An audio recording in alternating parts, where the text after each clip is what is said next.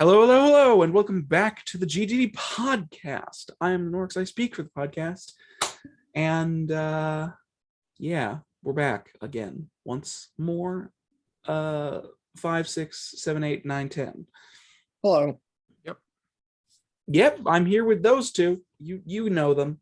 Matthew. On my screen, it's below me. It's your boy, the D. The And DD. Devin Bean. Devin got 3 hours of sleep. I might be a little loopy. No, I haven't noticed. Right. I can tell. Don't know what to say about that specifically, but we are back. This is going to be uploaded later than usual, but whatever. Yeah, I guess we'll jump right in things. We have several things coming up in the show. We'll be talking about what we've been doing this week, and then trailers, and then some news, and then the end of the podcast. And I'm being very half-assed with this format today, apparently. But that's fine. We've done like 57 of these things. If there's any longtime viewers, they know the format. I've said at the beginning of every single one. It's there. Yep. But regardless, we'll just jump right into things. We don't really have a preamble segment. Like the talking about what we do this week turns into a preamble segment of just talking about random shit. So, that's usually what happens. Matthew, go ahead. What have I done this week? Well, I played a little bit of Minecraft, not much. Mm-hmm. I've started messing around with RPG Maker again. All right. I forgot you were doing that, to be perfectly honest. Completely forgot. Yeah. And let's see, what else am I doing? What else have I done? What else have you done?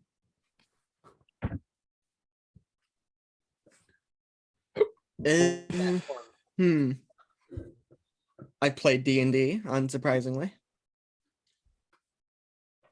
Mm-hmm. I do so many gaming related things, you can tell. I can.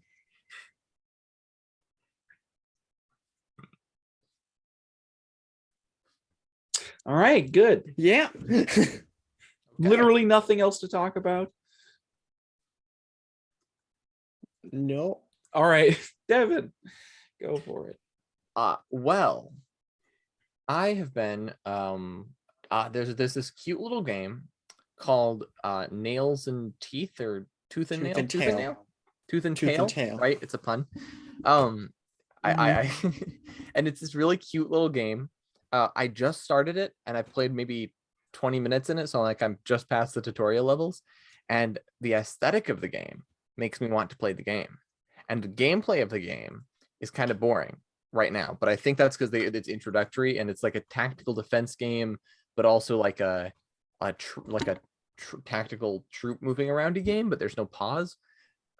Real-time strategy thing, Tooth and Tail. Yeah.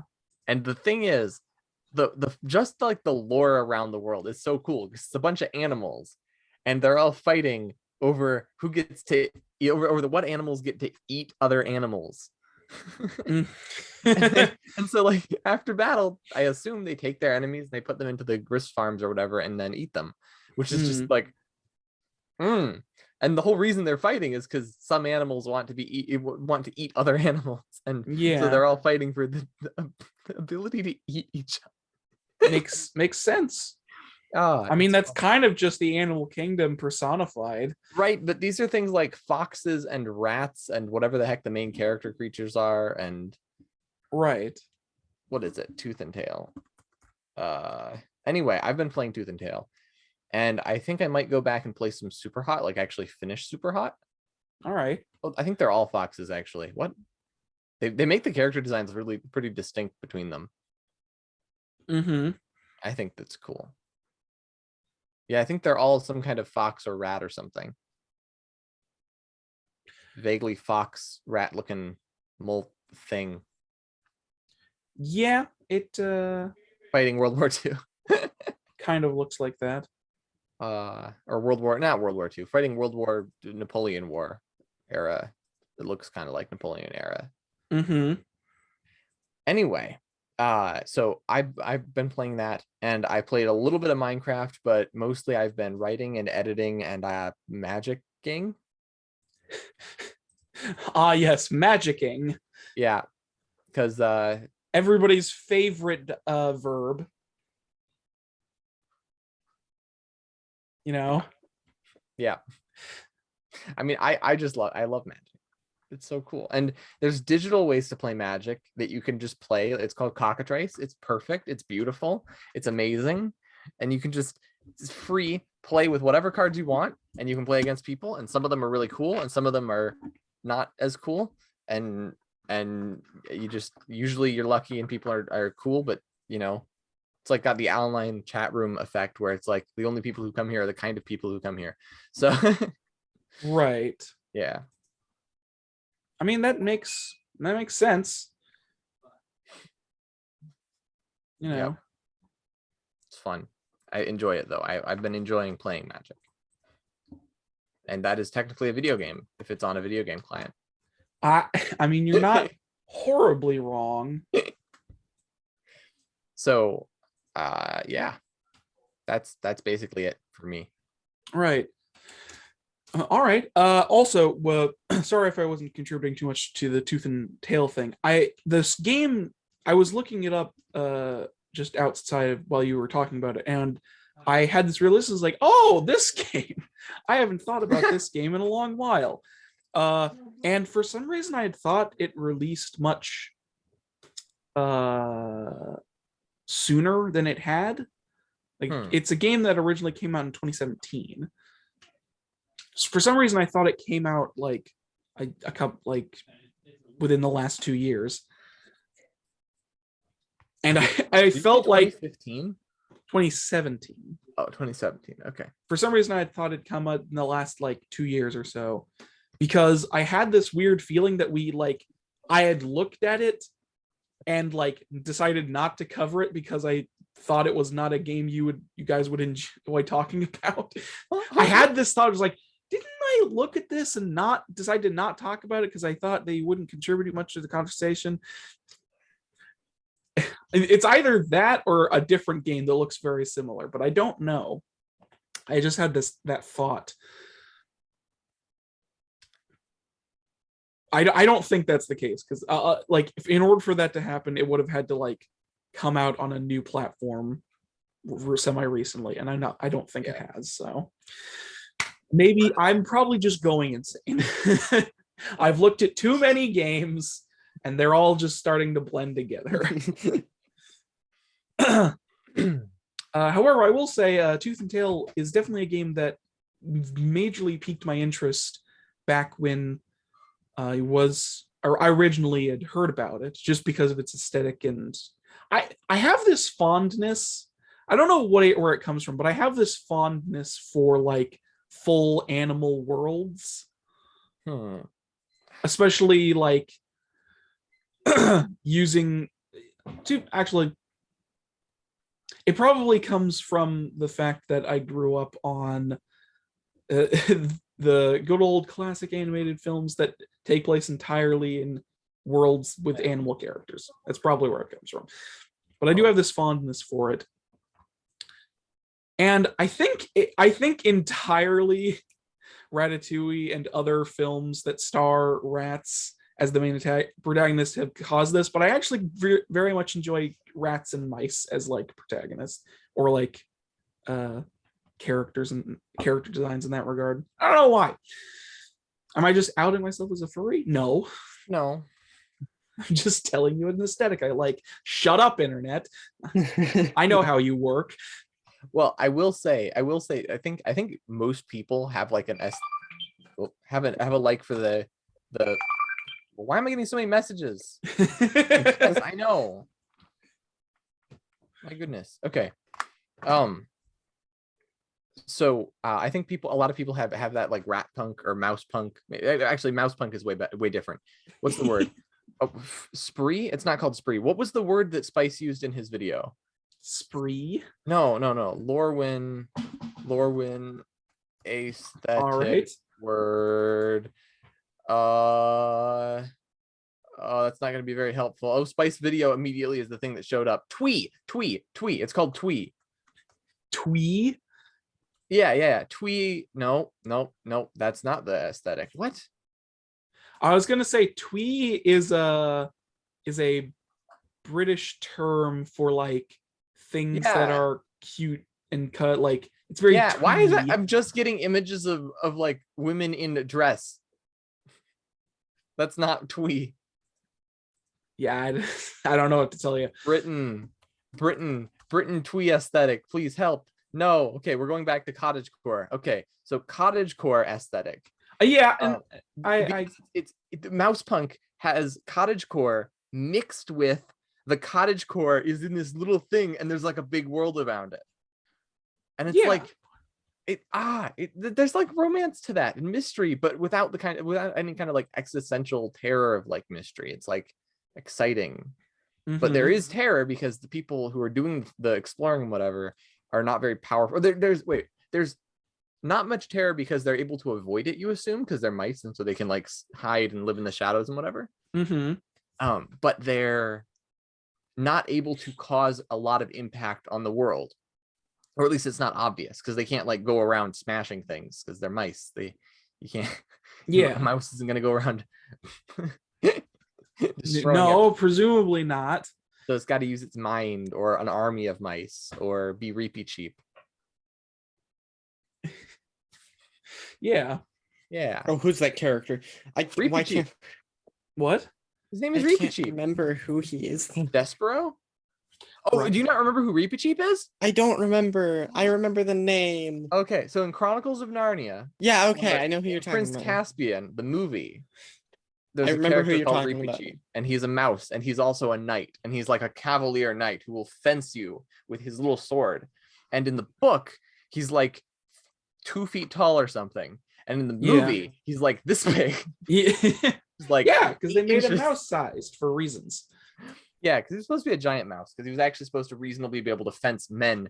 It wasn't reasonable for him to be able to win. It was just believable because like a little tiny mouse in the movie, the mouse guy, when he fights people, he literally like runs up them and then stabs them and then they die instantly because one shot kills. Because it's a fantasy looks cool. movie and that's how it's cool. And it's a kid's movie, so there's no Stabs blood. them in their jugular. Yeah, we presume. Yeah, like a normal person. As we see him run up and then we hear a This slash of the sound, mouse and then they go off. knows perfect human anatomy. He knows where all of the blood clots, whatever they're called. Clots? Don't haul mice? What are they called? Blood vessels. The Yes. thing, you know what I'm talking about. The I do things know what you're where if talking you about. stab Yeah, I know them, what you you're bleed a lot. Yeah. Whatever they're called. Yeah. Blood. What are they called? I'm going Blood crazy clots. now. Blood. They're not Blood called clots. blood clots. Blood clots. No, they're not called that. Blood blots. They're called blood blots. No. Blood Stop. clots. Cease. Anyways. Blood. Moving Moving on. and glooble doobles. Shush. Hooba dooba doop. Artery. That's the word I was looking for. Armory? Wait, what? Arteries. Artery. Oh yeah. The arteries are the big veins that if they get exposed, you basically die because you bleed a lot. Yep. But that doesn't have anything to do with Tooth and Tail or what we were talking about. So fantastic, right? Sure. Anyways, but yes, Tooth and Tail was a game that I was fairly interested in back when it originally released. I had already explained this, but I'm just saying it again because I need to reiterate my point, I guess. Yes, Tooth and Tail. I do agree. I did the aesthetic. I like it a lot, and now I'm just rambling and saying pointless expletives. I'm good at my job. This isn't my job; it's a hobby. I'm good at many things. Anyways, I will agree to that. yes. Is that all for you, Devin? Or That is That is all. What?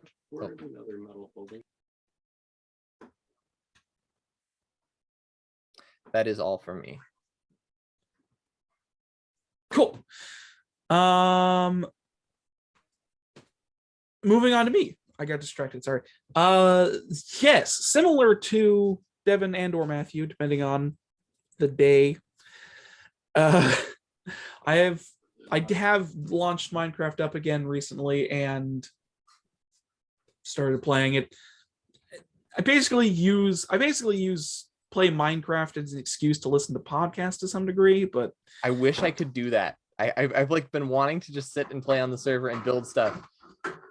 And then when I do, either I start doing something else or I go because I like go, I'm just gonna watch a YouTube video while I do Minecraft. And then the YouTube video is like, and then this thing that's on the screen. I'm like, that's why you need to listen to podcasts, man. And then I end up not being able to build much of anything, which is sad. I just listen to videos that I've listened to before or music. Fair. I avoid just, new stuff. I just listen to podcasts. That's what I do because I can pay attention to Minecraft and that. Yeah. Yep. But yeah, I have been nothing super worthy of note. To say in the Minecraft regard, it's just got back on the server, built a big circle that will turn into something eventually. And that's about it. Is it made of andesite by chance? I did more. Yes, I did more. Still don't have a house. I feel that should be stated. I still do not have a house in the Minecraft because I still have not built one. But that's you need fine. house. No, I'm going to terraform the entire map before I build a house. That's gonna be impressive. And by terraform, I mean build paths and then light them up. And then the server will be so old by that point. Well, you know, what are you gonna do? Million years will have passed. Trillion years. Yes, I am. Somehow I think you're gonna build your house before then. Yeah. When the universe ends, then I'll build my house. I don't think you'll be entertained by path building and shop building, not even shop building, and farm building, building for that long. I've literally been just building paths. That's all I do anymore. I just build paths and then light them up. Should get a hobby. That is my hobby. What are you talking about? I don't know. Yes. Anyways, yeah, that's all to note in regards to the Minecraft thing. Other than that, I believe I mentioned last episode that I had was recently, what did I say exactly? I had recently been looking into some older free games some old school free games that I was planning on playing. What was the thing? I believe I don't actually think I ended up playing any of them because I don't have an excuse, to be really honest. I downloaded them all because I was interested, but now they're just sitting on my desktop like everything else. I will say, just as I guess to gain something from this, the games I did download were the Aurora Wager, Project Zenith, and Tales from the Minus Lab. One of which, Tales from the Minus Lab, was a student project, but it's a puzzle game that involves shrinking and growing yourself to accommodate certain things. The Aurora Wager is I don't even know how you describe it's basically you are in a blimp and you ride. You're controlling a blimp, not a blimp. Well, it is a blimp, but not the small ones that what are they called? They're not all called blimps. Blimps are a specific type of vehicle. Zeppelin? The air balloon. Yeah, Zeppelins. Air Zeppelins. Called Zeppelins? Zeppelin. Yes. Regardless, yeah, just the basket with the big thing on top of it that you power. Hot air balloon? Yeah, that one.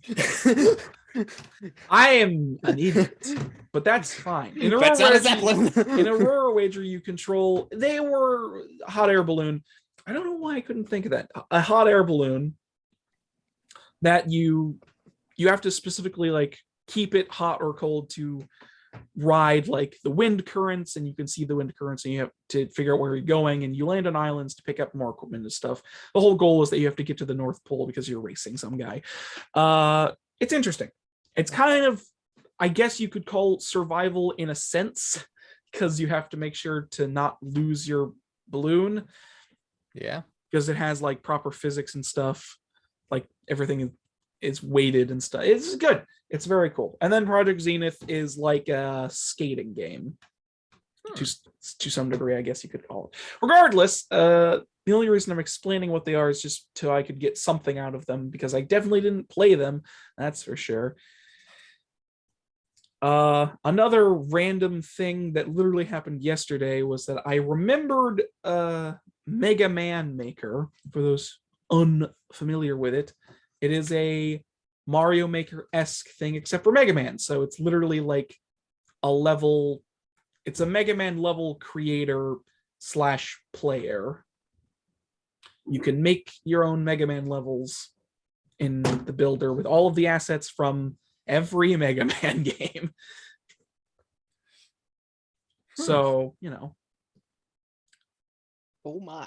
Yeah, I mean, it's the Mario Maker-esque thing. It's updated quite a bit since last time I played it, but I've recently remembered it because I was just, I don't know, just recently remembered it, I guess. I don't have a specific reason why I remember it. I just kind of was thinking about it randomly and then decided to download it and see what my old levels were like.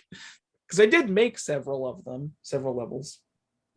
I think they turned out pretty good, but going into a tangent about that would be pointless. Or would it? Regardless, the one other thing I did in regards to gaming was that after Devin had after we had talked about Pikmin 4, the release of Pikmin 4 last time, and Devin had been like, "Oh, I haven't played Pikmin. I really want to do that."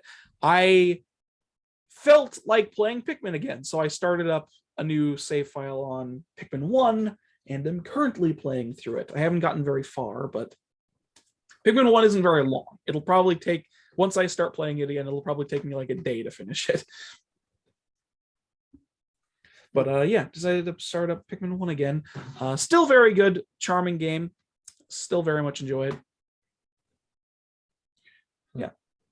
And that's all I have to offer in regards to the gaming sphere. I'm sure we'll have more conversation once we get into what we're actually talking about this week in regards to trailers and such, but that is all for now. You ever just like catch yourself after you say a sentence and you're like, God damn, why did you say any of those words like that? Yes. Yeah. Regardless, I think that's about it for me. So we can move on to trailers. Hey. First of which, I didn't even say what trailers we had. Whatever, you finding out now. The Fridge is Red. The Fridge is Red is a horror. It's a horror game about a red fridge.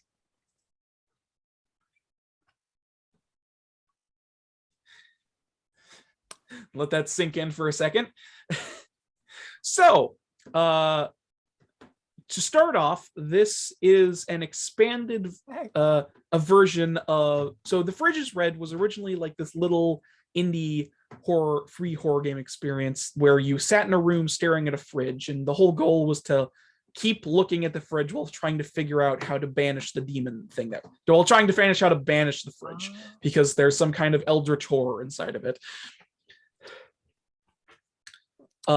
This version of the game has been greatly expanded. It is now, you are now not just standing in a single room looking at a fridge. You are moving in 3D spaces and around levels and talking to people, and exploring, collecting items, all of the good stuff. It's very Silent Hill-esque in a way. Oh, sorry.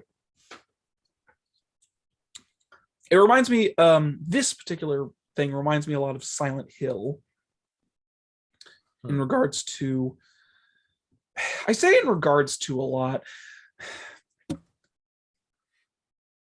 but yeah, it's very Silent Hill-y. And when I say Silent Hill, I mean like the first one, not the other ones. Which is probably partially due to its PS1 aesthetic or PSX.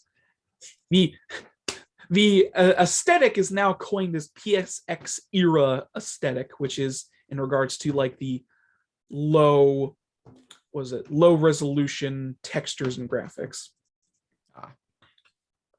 Also usually has some kind of VHS like filter on everything, so it's like staticky and you see the lines and stuff. But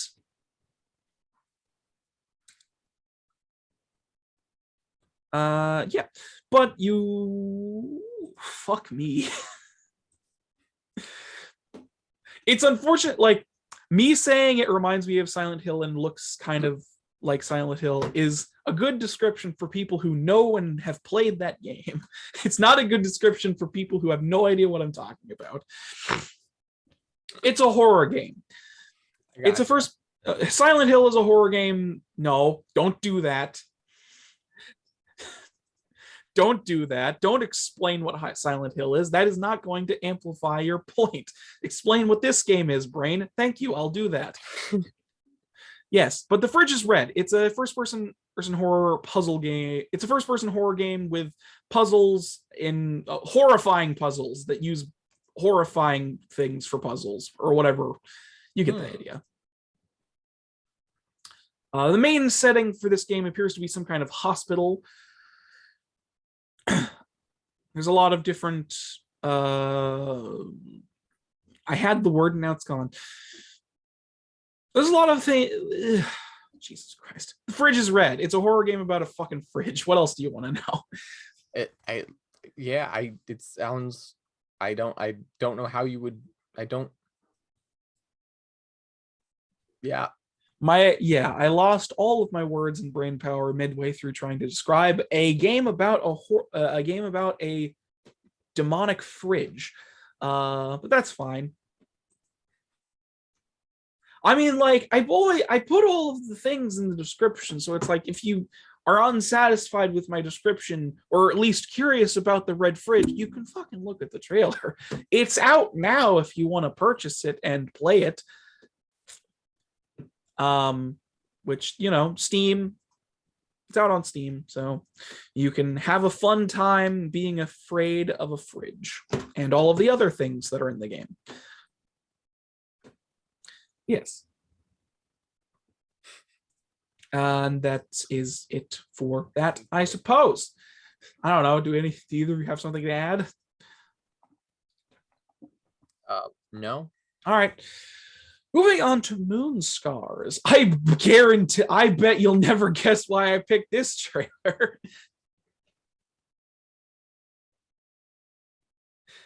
I bet you'll never guess. Why? Another Souls-like.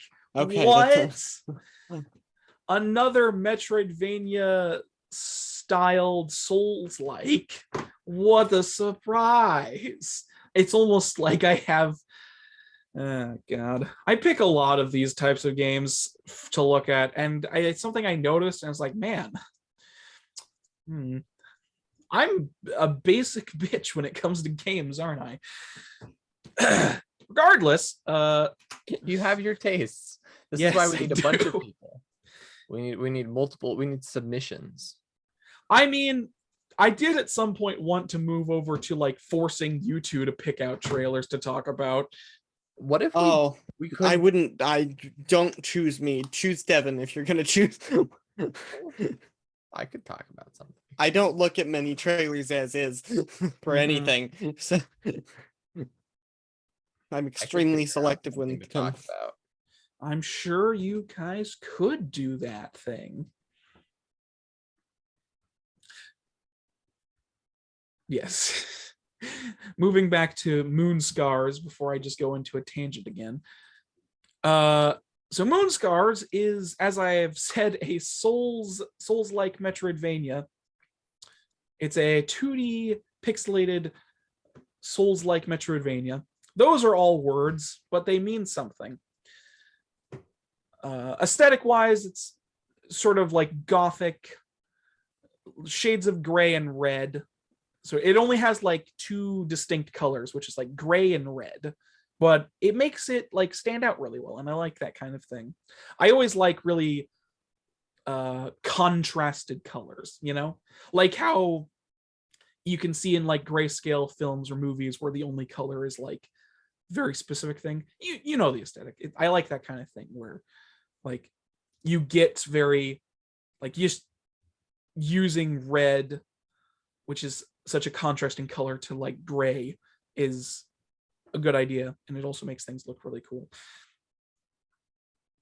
But moving away from the aesthetic of the game, as I've said, it's Metroidvania Souls-like, so it's it's a run around, hitty, upgrade your equipment, dodge attacks kind of thing.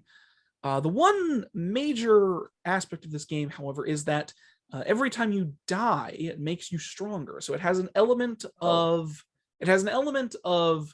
roguelite in it, where dying, I believe, basically gives you the ability. Like dying, was the word? So like dying, every time you die, you are, it's not explicitly clear for some reason. I don't know why I'm failing at my words, but every time you die, you get stronger. So every time you die, you can upgrade or gain points to upgrade a certain aspect of your character, and you get more ability and stuff. So it has that roguelite element of like, dying over and over again to gain new abilities and stuff. You know what roguelites are. Yep. You've played a couple.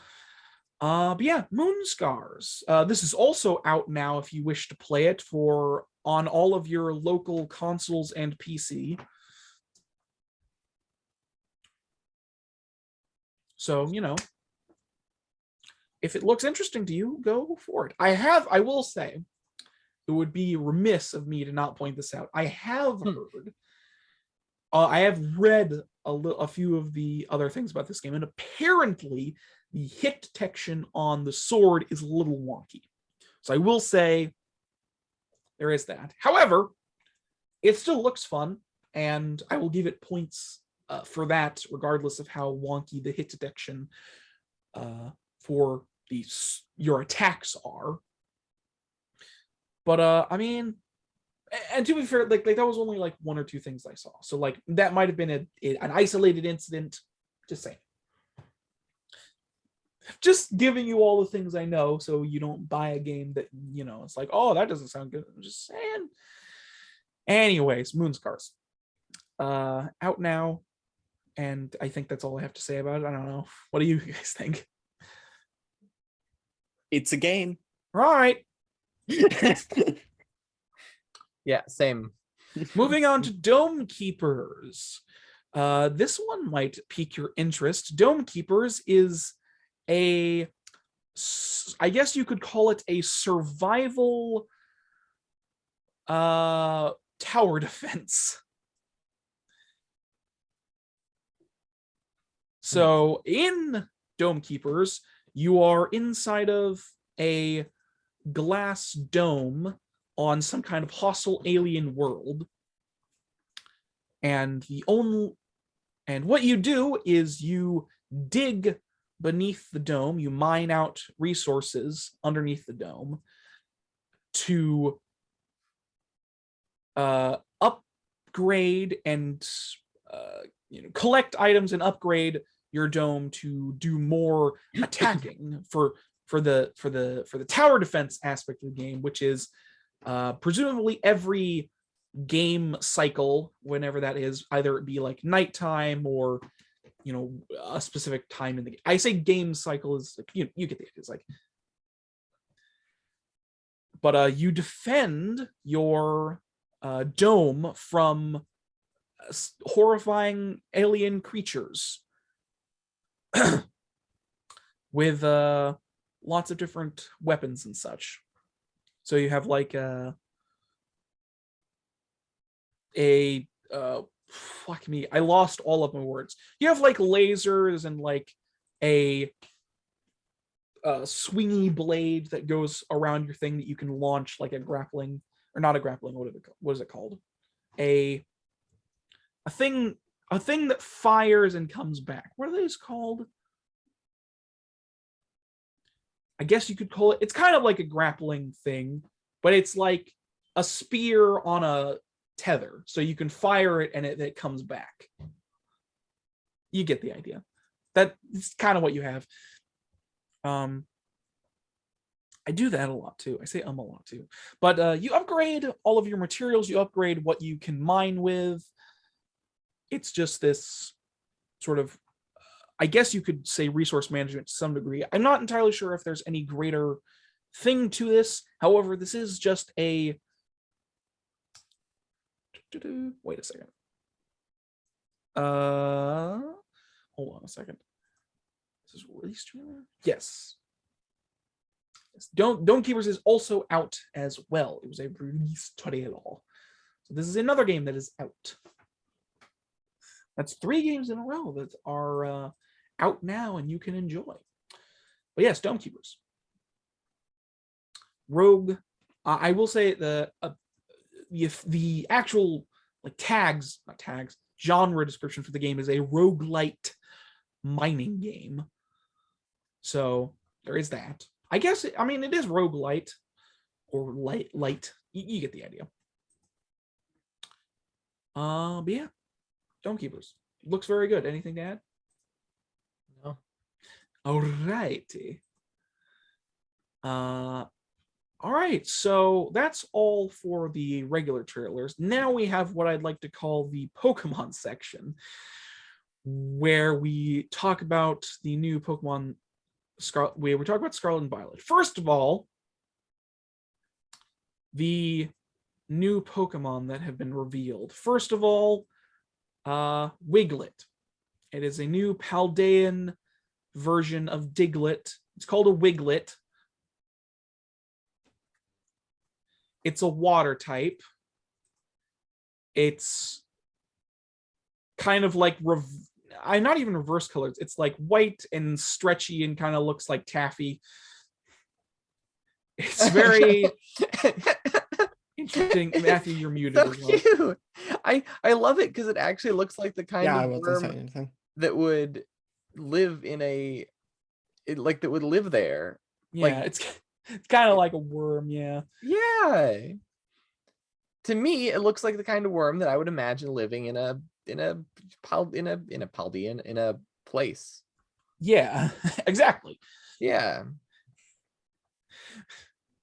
Yes, but horrible. So Wiglett was the first new Pokemon that has been revealed. Second up is, so they Pokemon released a 14-minute jump into a Paldean journey. What are they called? Mm-hmm. Presentation type thing where it goes through like story beats of different trainers and stuff. However, the main thing that came out of this, or at least people were talking about from what I saw, was, get this. Okay, so what's the most obscure Pokemon you can think of that they would want to give a evolution to? Yeah. Just quick guess. Zigzagoon. No, I've seen also Zigzagoon already has an evolution. I think. Doesn't he? Yeah, Linoon. Yeah. Linoon. Oh, right. And Obscure Dune or whatever it's called. Obscure in the fact that I'd like to point out that this Pokemon is Generation 2. This was a Johto Pokemon. Mm-hmm. It's been around for a very long time, and nobody cares about it or talks about it because it's how niche it is. I do know what the Pokemon is. You know. All right. Well, I've seen the one more guess. presentation. What is it? I'm pretty sure I know what you're talking about. I'll give you one more guess. Come on. I know you can do it. Are you just looking it up? I don't believe in you. I know I'm not looking it up. I have no idea. All right, Giraffe Rig. Giraffe Rig has an evolution. Oh, yeah, I saw that. Oh, okay. I can tell you'd forgotten. I wasn't going to remind you though. Giraffe Rig has a new evolution that has been what's the term? Not released. What is it? Revealed. That's the word I was looking for. Has been revealed. It's called Farigiraffe. It's a dumb name, but I kind of like it. It's Farigiraffe. This new evolution combines both of its heads into one. So now it's kind of like wearing its second tail head as like a hoodie. Mm. and a pair, like, I don't know if this is the case, but like, I'm pretty sure both heads are still sentient. Is the head wearing its tail, or is the tail wearing its head? Who knows? Regardless, right. It looks ridiculous. Farigiraffe. Right. It's amazing. That looks ridiculous. I love it. Farigiraffe. New Pokemon evolution Farigiraffe. Have slightly different definitions of what amazing looks like.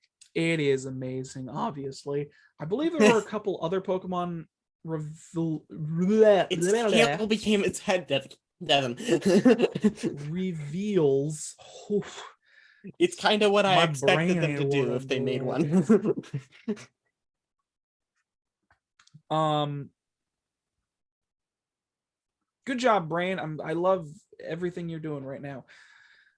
Those are the two major new Pokemon reveals. I believe there were a couple others mixed in with some other Pokemon content that was released in the intermediate between when I gathered this information and when we're recording this. So, you know, I guess I will mention the new gym leader that they revealed. Very sort of similar in design to other things they've done. Ayano, who's this like pop star electric gym type trainer. Oh yeah, I forgot about her. Yeah, that's the one other major thing in regards to Pokemon Scarlet and Violet, which I must remind you all is coming out the 18th of next month. So, pack up your sunscreen and get on over to that Spanish Wonderland. Because it is Spain. It's Spain. Yeah, you're right. It's also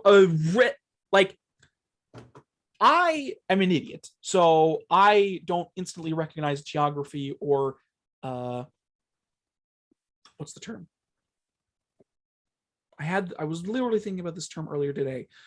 I'm forgetting things real fast, man. I need to use my brain more. What's the term for buildings? Architecture. Yeah. Don't worry. I'm an idiot, so I don't immediately recognize geography or architecture. So I had heard that it was like based on Spain, but I wouldn't have been able to tell you that just from looking at it because I'm an idiot. However, now that I have heard some of the game's music, it is incredibly readily apparent that is the case because it is very Spanish. The music in the game is very Spanish. So, you know.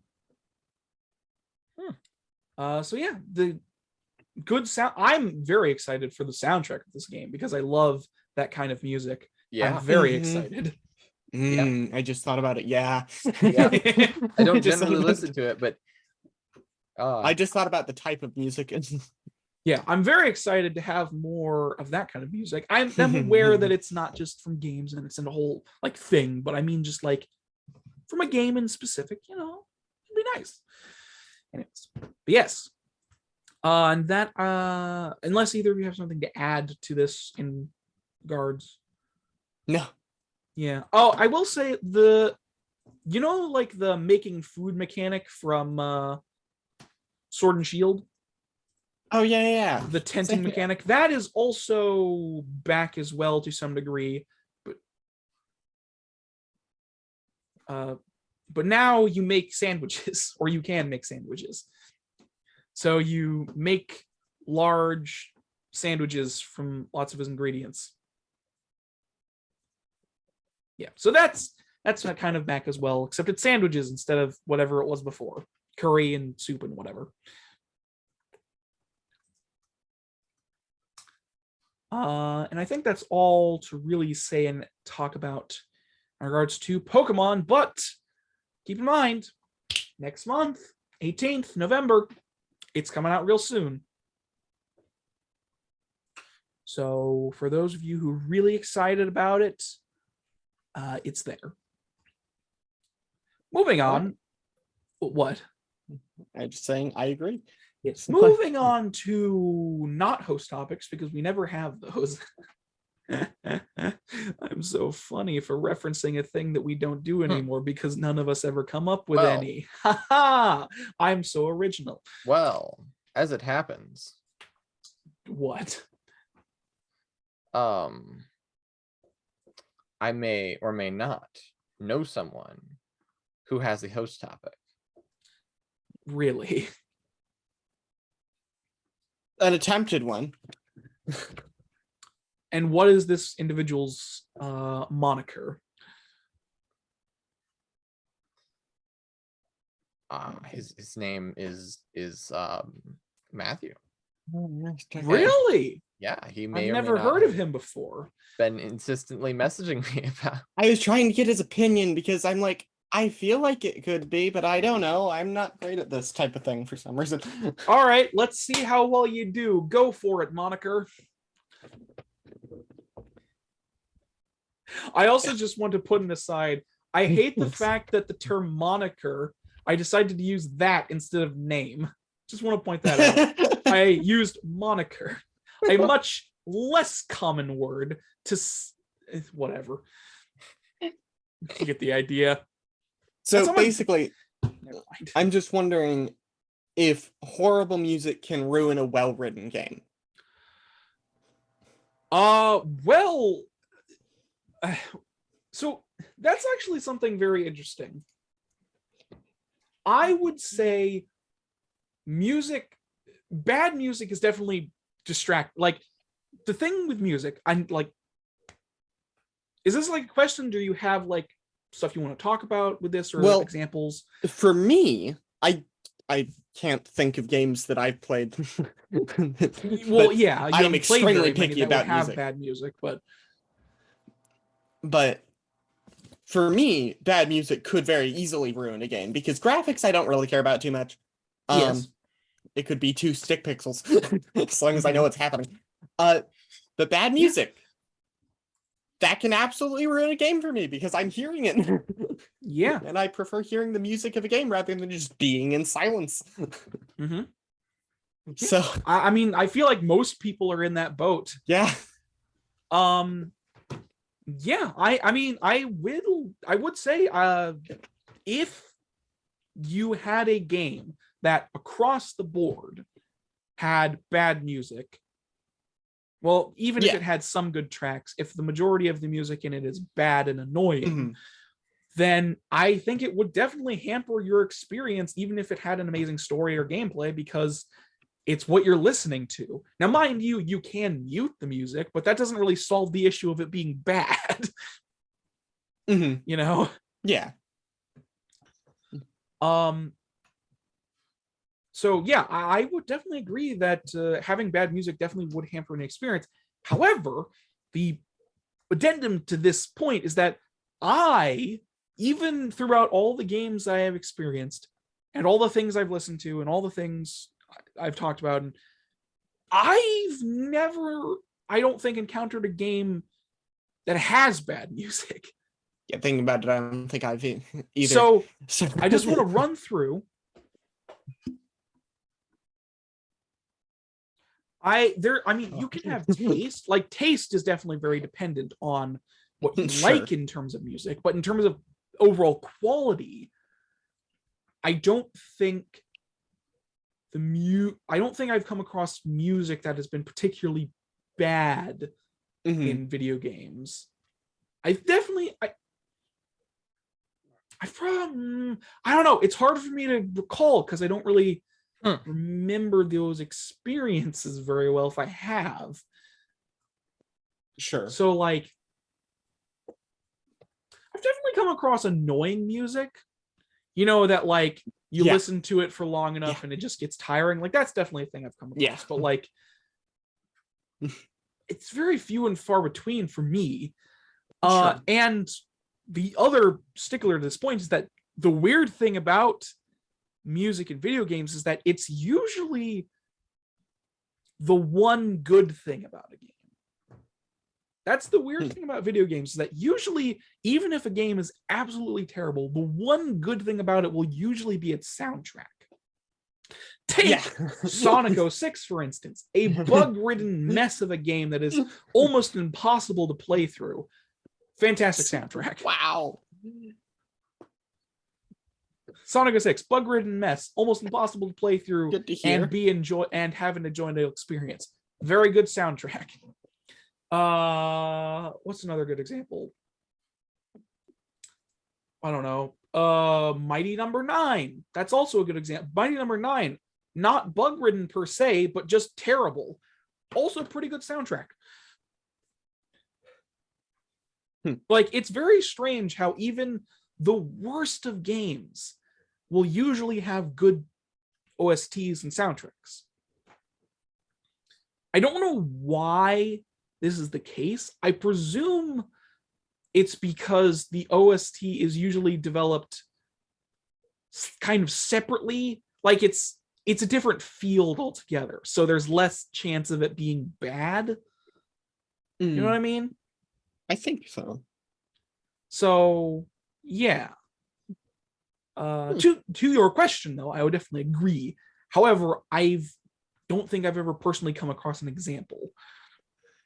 I think it's because game designers know that they shouldn't put our own music in their game. Well, that's the thing. Like, surprisingly, out of the all design, the things, like the people who make music are composers. They're like completely separate. I mean, obviously, that's a good point. they will like the thing with video game music, especially, is that they will take notes from designers and programmers and stuff about what the music needs to be, and like, because music is honestly a very like, it's not a super important aspect of games. You can have games with no music and be completely fine, but there is this weird thing. Like, it's not quite like a movie's soundtrack, because the point of a movie's soundtrack is to accompany the visuals. Yeah. A good soundtrack for a movie is usually something you don't really notice because it's doing its job. For video games, video game music is like something you're kind of really supposed to notice, generally speaking. It's something that's like catchy and you want to listen to outside of the game usually. And it's like, oh man, that's a good track. You know? It's stuff that like music in video games is much more noticeable from what I've seen. Yeah. Which isn't a bad thing, but like it usually, like, I don't know if it's just because of the interactive experience. Like the music is not inherently interactive, but because of the interactive experience of video games, maybe it becomes more noticeable because it's not just you watching people do cool things to this music. It's you doing cool things to the music, or just things in general, you know? Yeah. And also, I think video games have a lot more leeway in regards to having like catchy music to just play while you're doing things in a game. I mean, take like the original Legend of Zelda, for instance.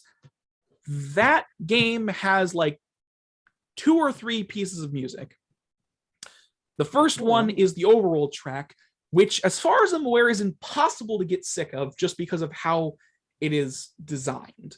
Like, that piece of music was composed specifically so you didn't get sick of it. So it was always catchy and good, and that you could listen to it forever. Like, a lot of old school themes for video games were specifically designed to loop and be catchy so you wouldn't get tired of them, because old video games only had so much space for how much music they could even put on there, and it was all chiptune, so it was all being made with like beeps and bops. Mhm. So they had to be very careful about Interesting. what kind of music they put on. Actually, now that I think about it, sorry if I'm going off on a ranty tangent at the moment, but most of the bad music I can think of in video games basically comes from like old video games, because there was a much wider margin of error for old video games. Like there's some fantastic soundtracks in old video games, specifically from like the NES and SNES and Sega Genesis era. But because it was all like chiptune or made with like these specific cards and stuff, there was this much wider margin of error for it to become annoying. I mean, just as like an example, the Lavender Town theme from Pokemon, the original Pokemon games. Have you guys played the Game Boy version of Red and Blue? I've played the Game Boy Color, not Game Boy Color, Game Boy Advanced version, Fire Red. Right. So maybe you would experience, but like a lot of people don't really like the Lavender Town theme because it's very like high pitched and kind of whiny. It's like I feel like I've heard it before. Yeah, it also had that creepypasta rumor about a bunch of kids like killing themselves or something because of the high pitched tune. This is really old and not true at all, because why would the hell would it be true? The only true thing about that is that Nintendo wouldn't get in trouble for it. Yeah, the only true thing about that is that the Japanese version of the song definitely was higher pitched, and that's about it. Well, that's unfortunate. Yeah, it was higher pitched, but like, you know, a lot of people don't really like Lavender Town theme because of the way it sounds on the Game Boy. And that's entirely to do like with the hardware at the time. And you know, so like as an example in that regard. So like especially annoying music definitely happens more often from older video games, from what I can tell, sense. Or at least understand. Because like, I don't know, I guess I can bring up like there are tracks in Minecraft I don't particularly enjoy, but that's literally just a personal thing. Oh, sure.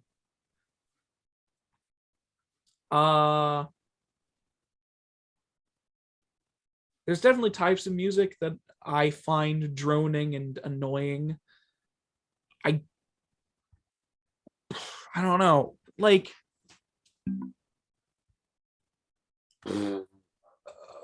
why do all the games I own have to have amazing soundtracks? No idea. I don't know. You know? But yeah. Where was I? Video game music. Regardless, widened margin of error for older games creates worse soundtracks overall in more games. But now that we're in this like much higher resolution era, I feel like soundtracks are a lot harder to mess up, and they were honestly still pretty hard to mess up, just because like you had these great composers that like 100% knew what they were doing, knew what they wanted to do. Oh, so, definitely. I said, oh, definitely. Yeah. Yeah, I mean, I guess that's it. Yeah. I don't know. You know? It's I think we've answered that. Overall, yes, bad music can ruin a gaming experience, but I'm not entirely sure of too many games that have particularly bad music. Yeah. Like, sorry to go off. Like, I think both of you could agree, maybe, like, both of you have played some of Dark Souls. The music that you have heard in it, would you consider it good, or do you like it? I do not remember the music in Dark Souls. Any thoughts about it? Because like Breath of the Wild had like superb music. Because right, yeah. I just remembered there are some games that I'm able to play without the music. Ones that have other sound effects to go along with them. In the world. You were saying, Devin? Breath of the Wild music was so good that I remember thinking, I remember thinking, wow, this music is really fitting and it draws me into the world. And with Dark Souls, the music is really fitting, but it doesn't draw me into the world because I don't like the Dark Souls world. It's creepy. So yes, Dark Souls has good music if you like that. Yeah. I think, yeah. All right then. I was just curious from your perspective because like I personally like the Dark Souls soundtrack and like the songs that do appear, but a lot of them like Dark Souls has like not much music. Most of it is in boss fights in specific areas. But so like a lot of the music is very like big and bombastic because it's for a boss fight, or maybe it's more reserved depending on what you are fighting. And I can kind of understand and even see how like big bombastic music with choirs in it could be annoying. You know? It's like there's definitely a way to do that takes you out of what you're playing. Yeah. And in a weird way, and this is not just because in a weird way, I actually do have an example for this because the remake of Demon Souls, all of the songs have choirs and are much bigger and like they're way too high energy for the bosses you're fighting. Like, regardless of what you think of the original Demon Souls soundtrack, which had a very limited instrument, it had very few instruments, it didn't have a full orchestra, it was it had a lot of heavy brass, which made it have this very distinct weird sound. A lot of it was real instruments, but because of the technology at the time, a lot of it is like not real. It's like, what is the term? Like a lot of it is like kind of digital instruments, but some of it real. Like it's this weird thing. I don't know why it's a thing people care about anyways, because it's like personally, and I'm not a music major or anything like that, but like personally, I don't think there's that huge of a difference between a digital instrument and a real instrument in terms of sound quality. I'm sure there is, but to me at least, I can't really tell. But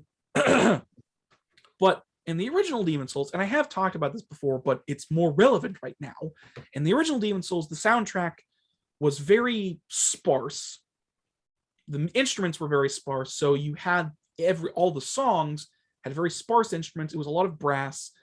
It had this weird quality and sound to it, and all of these songs for the bosses very like low energy. They aren't like big and bombastic tracks. They don't have choirs. They're very like, a lot of them are very slow and tempered because most of the bosses in Demon Souls are slow and, you know, like technical experiences. It's like, I mean, like the first boss, the Phalanx, is literally a giant ooze that surrounds itself with other oozes that you have to fight. It's not a particularly hard fight, but it is kind of like this Legion fight where you have to take out a lot of enemies and be careful. Yeah. But it's also still kind of like slow because what you're fighting is very defensive. It's kind of like this slow, like technical fight where you have to draw out the boss's defenses before you can start fighting the main thing, and the music very much reflects that. So even if the Demon Souls soundtrack was very limited, it was very like purposeful in what it was doing for each boss.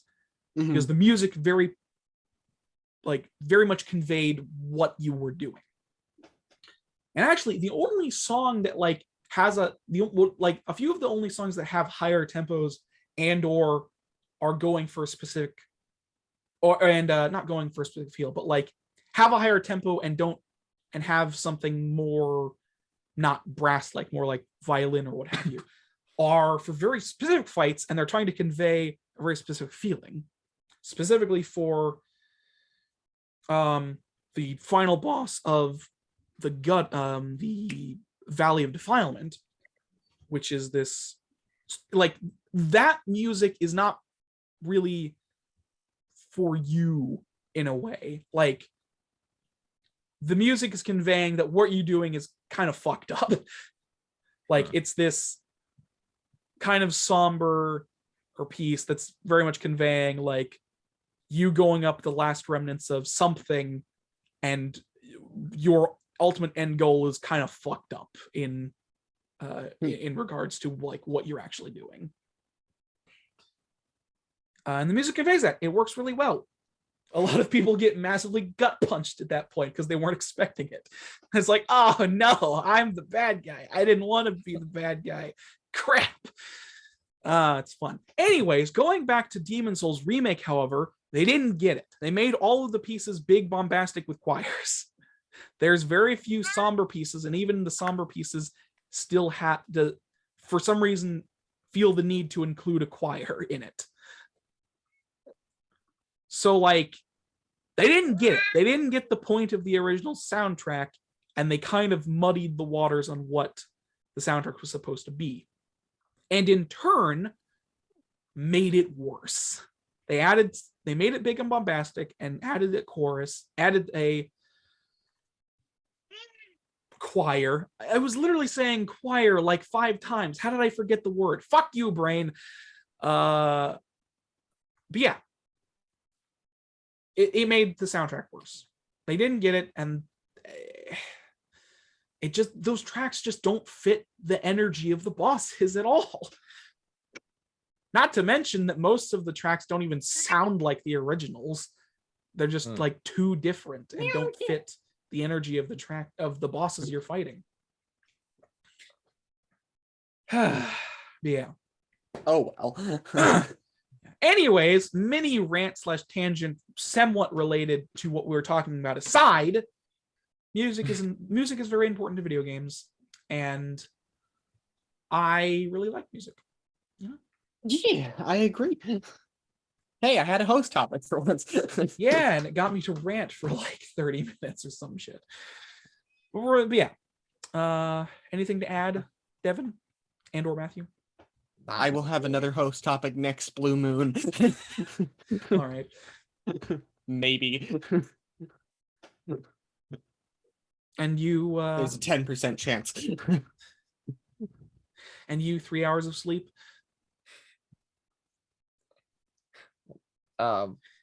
Yeah. I missed what Do you have anything to add? Not really. All right. That's fair. Music should be, what's the word? Not reminiscent. Music should be bad, horrible, awful. Complimentary? Is that the word you're looking for? Music should be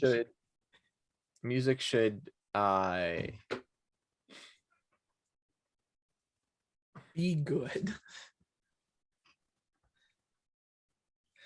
Cat, I don't want her on my lap. Yeah. I'm telling the cat I don't want her on my lap right now. Music should be barely noticeable, I guess. All right. So if it's really noticeable and it's bad, then it's really bad. Yeah. Yeah. I noticed that with YouTube videos. There's some YouTube videos where the YouTubers figured out like the genius that, oh yes, we need to add what's the thing? Music or music. We need to add background music to the video to make it good. Mm-hmm. And then they make it too loud and don't choose the right tracks. Yeah. I've seen that before. Things like do in the middle of fighting an action-packed fight, nearly dying. Sure. I have seen that, so. Yeah. I agree with that. Yeah. All right. News now, I guess. Sure. If, either of you are cool with that. Anything else to add or otherwise? Okay. You are never Cool. allowed to go to news. Skip it. We probably aren't going to cover all of the news just because we don't have time, unfortunately, but we'll cover the more interesting bits. First of all, Mario movie has finally been given a trailer. So that this trailer came out like last week or something. But the Mario movie that has been in, I don't know, that has been teased for the last, like, 3 years, I guess. It's been teased a lot, and like we got the cast listing, which is something we talked about. Chris Pratt is playing Mario. Mhm. Jack Black is playing Bowser. Those are the two major cast listings that people were talking about. Also, everybody's just like not on board with Chris Pratt playing Mario at all. I kind of get why, but also it is what it is at this point. So Why? there's no changing it. Why? Because he's not a voice actor. And also because yeah. Like Jack Black has done enough animated roles that he could be considered a voice actor, but he's still like a live action actor. Yeah. And he doesn't have, like, Jack Black doesn't have a lot of range. Wait. Jack Black or Chris Pratt? Who's playing? People really like Jack Black as Bowser. Yeah, he sounds good. Jack Black has a voice. Oh yeah. Like he Chris has, Pratt like, has like a face. He has like a really good acting face, like, but not like in like a handsome. You can feign and you can pin that face to that voice. Yeah, the thing which is with part Jack of the Black, problem. the thing with Jack Black is that he traditionally was appeared in a lot of live action stuff, but he was very much a live person. Yes, but I feel like he's appeared in more animated stuff at this point than he has live action. Because obviously he's Po in the Kung Fu Panda trilogy. I forgot that he played Po. I'm pretty sure he also played him in the cartoon that the animated series that came out about that the movie series. He's in this, obviously. What else has he been in? Because I honestly can't think off the top of my head outside of like whatever that movie. Well, I can't remember what it's called. Because he was in a band as well, and he had a movie about it. Oh, whatever. My brain is not functioning. Regardless, I feel like Jack Black has this very like he has this kind He's of able to do distinct, multiple voices. yeah, he doesn't have a lot of range, so it kind of defaults to this similar thing, but like he's very good at putting his entire self into a character. Oh yeah. Like it's very easy to just forget that he is Jack Black while he's playing a role because he puts himself so much into a character. Oh yeah. So people have been very much excited about Bowser being played by Jack Black. However, moving back to the Chris Pratt thing, so Chris Pratt, a lot of people are very much not cool with Chris Pratt being Mario. First of all, is because obviously when this movie was being announced and the cast list came out, a lot of people were very much on board with Charles Martinet, the voice of Mario, to play in the role. For those who don't know, Charles Martinet is a pretty seasoned voice actor, and he's been Mario forever. Like since Mario 64. So like for 30 years, he's been Mario. Wow. And basically a lot of other Nintendo characters. So he's the voice of Mario, Luigi, Wario, Waluigi, I'm pretty sure. Some other stuff as well. Like he voices a lot of the Mario cast. And he has done for like 30 years at this point. So obviously there's precedent to make him Mario. Yeah. Because he is the voice of Mario and he is a seasoned voice actor. He could do a voice that wouldn't get annoying for a full film because let's be perfectly honest, if you've ever heard Mario's voice in the games, that would be an annoying voice to listen to for a full film. Yeah, woohoo! Yippee! It's me, I'm Mario, you know. Yeah, I don't think I could listen to that character say more than like 2 sentences. So, well, that's why it's just like, you get the idea. Yeah. So, a lot of discourse in that regard to the Mario movies. Obviously, they wanted Charles to be the voice. The other side of this is like, I completely get that. However, there is a reason Chris Pratt was casted. Do you know what the reason is? What? It's because he is a high-profile actor. Oh, yeah. He was specifically picked because for promotional material. Like, and this has been a thing in animation for the last like 15 years. Casting high-profile actors to promote the film. This has basically been a thing for the last like 15, 20 years in terms of animation. I hate that as much as anybody else, and I wish voice actors got more credit and were able to work in better environments and get more money. I also, weirdly, this is coming off of the back of literally like yesterday, the voice of Bayonetta, Helena, what was her last name? Helena. That voice actor. Helena, what is her name? I don't know. Sorry, Voice. it's the voice of Bayonetta, Helena something. God damn it, where are you?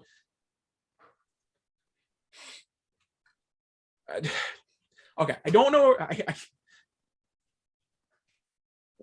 All right, my brain is failing me, and for some reason I can't find it. So, her first name is Helena. That's all you need to know, apparently, because I can't remember or find her last name for some reason. I'm sorry. So this is weirdly coming off the back of Platinum Games. The original voice of Bayonetta, Helena, cannot, or rather, is not playing Bayonetta in Bayonetta 3 because she was offered an incredibly low amount of money to voice the whole thing. Like, they just don't want to pay her a reasonable sum. They were going to pay her, what was it? I think it was, hold on. I believe they were going to pay her like, oh my God, fucking come on. Sorry. So, if I can fucking find this, holy shit, why do I suck so much? Fuck me, man, come on. Oh my God, why do I keep doing this to myself? So I believe, if I'm not mistaken, they were going to pay her 4,000. That could be a wrong number. I'm currently trying to figure this out. They were going to pay her $4,000 to voice the entire game. That's a very low amount. Wow. Unless it's like a you barely talk at all game. No, unless Bayonetta was, is a very Bayonetta is was there like one page of dialogue? Definitely not. Bayonetta is a very talkative protagonist. She always has been. So yes, apparently they were going to, and that was their final, that was their like better offer, by the way. Apparently that was the better final offer that they offered her. So yeah, so she's not voicing Bayonetta because of that, and there's a new voice actor. But she's not voicing that because she was going to be paid such a ridiculously low sum of money to voice the whole thing. She actually, like, I believe, breached her NDA to talk about this and was like, hey, why don't you not give money to Bayonetta and donate to charity instead? And I was like, that is completely fair. I am, that's fair. Yeah. Because Hideki Kamiya, Hideki Kamiya is the director of Bayonetta, I believe. Yes, he is. And he has been very defensive and very much blocking people that have been asking why this is happening. He has now been suspended from Twitter. So that's a fun thing. Dang. So yeah, his blocking spree and being defensive got him banned. Yeah, got him suspended from Twitter for the moment. So yeah, things ain't looking good for Platinum in that regard, and it's kind of sad because I like Platinum games a lot. They make some of my favorite game types, but also in a weird way, I feel like this is kind of a long time coming. They've always been kind of like on the rocks developer in a way. Like Platinum Games spawned from Cloverworks, which was the I'm just going on a tangent again. Damn it. This has nothing to do with my point. Regardless, I'm not going to get into it because we are low on time as it is. Regardless, it's a good game. It's a good development studio, and I like the games they usually produce. However, in a weird way, I feel like they've always been on the lower rungs and kind of always running out of money is the thing. Oh, so, which, by the way, is not an excuse to not pay your voice actors a decent sum for their work. However, I feel like they need to either be bought out or get a decent funding, or get somebody to decently fund them, because I feel like they always have been on, like, in a weird. Anyways, regardless, so yes, back to the Mario movie. It's just funny how like that happened not even like a week after people were raging about Chris Pratt playing Mario. So, just a weird thing. But yes, Chris Pratt was hired to play Mario because, let's be perfectly honest, he's a huge acting star. And they did it for promotional material. Actually, most of the cast was done for promotion because even though Jack Black is good, it's like he's a big A-list actor. Keegan-Michael Kay is playing Toad. He's a very famous comedian. Charlie Day is playing Luigi. He's another like very high-rung actor and comedian. He recently played Marvel's Moon Knight. Who else is in? Seth Rogen is playing Donkey Kong. That's another high-profile star. I don't personally like Seth Rogen. I like his voice, though. Wish he was a better human. Oh, my goodness. Sorry. Something in my throat. But yeah, so I should mention the trailer for the Mario movie is in the Discord if you want to watch it. It's just like a teaser thing, and it's like movie looks pretty good, like animation wise looks very good. Yeah, it is being made by Illumination, which is a very large red flag for those of you who know their history. However, it does appear from the teaser trailer that Nintendo is basically holding them at gunpoint to not do any of their usual stuff. Which would not surprise me. Because that's the weird thing about Illumination is that like the things that make their movies bad are not the animation. They have a very competent animation team and apparently a very nice work environment for animation. Apparently, I'm just throwing out that this is something I've heard. I haven't especially looked into it. It's just something I heard. So like they have good animation. Like all of their movies look fantastic. It's just they're hampered by the stupid scripts and stories they choose to make. And like lowbrow humor that just makes them unenjoyable for anybody above the age of 5. But that's a different. And even then, it's not very funny. What? I said, and even then, it's not very funny. I mean, I found the first Despicable Me movie pretty funny when I originally watched it, which would have been, I don't know, how old is that movie now?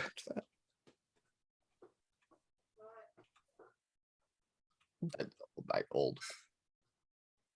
It's old. How old is Despicable Me? It came out in holy shit. Despicable Me is 12 years old. Wow. 2010. So yeah, I was definitely in the age bracket to find that movie funny.